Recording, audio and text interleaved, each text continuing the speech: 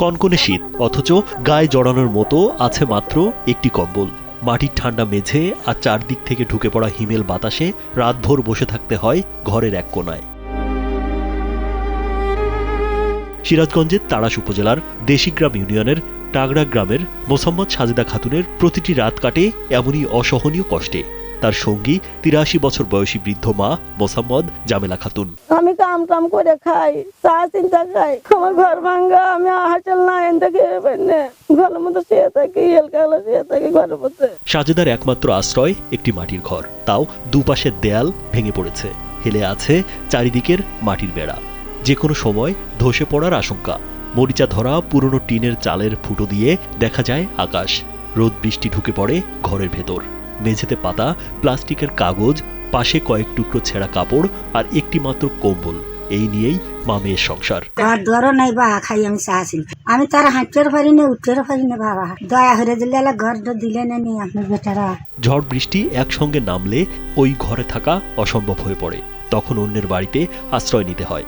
রাতে অনেক সময় দরজার সামনেই মাটিতে ঘুমান সাজেদা খাতুন। নিরাপত্তাহীনতা আর ভয় নিয়েই কাটে প্রতিটি মুহূর্ত।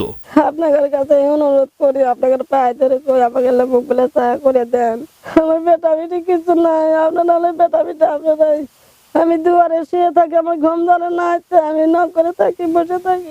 স্থানীয়রা জানান, সাজেদার স্বামী জীবিত থাকলেও আরেকটি বিয়ে করে আলাদা সংসারে থাকেন।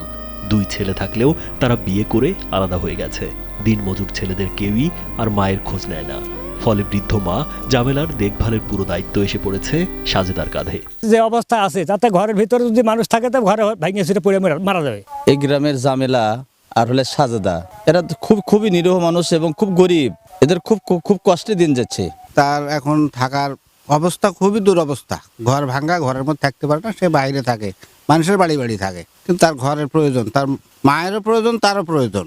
এই জন্যে আমাদের বিশেষ অনুরোধ, তাকে যেন সরকারের থেকে সহযোগিতা করা হয়।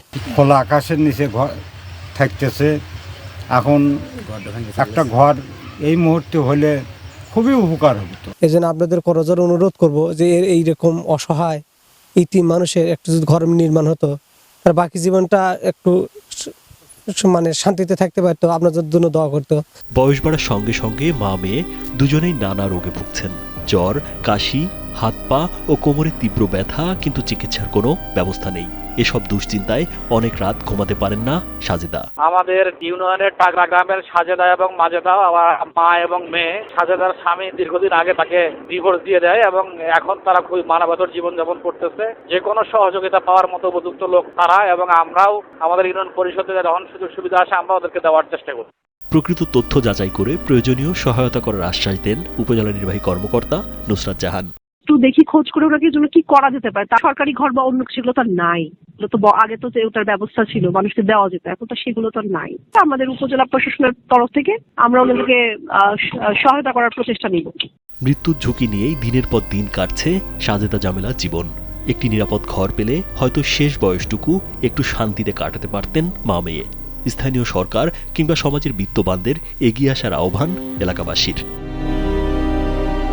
রাজীব বিশ্বাস, কালবেলা।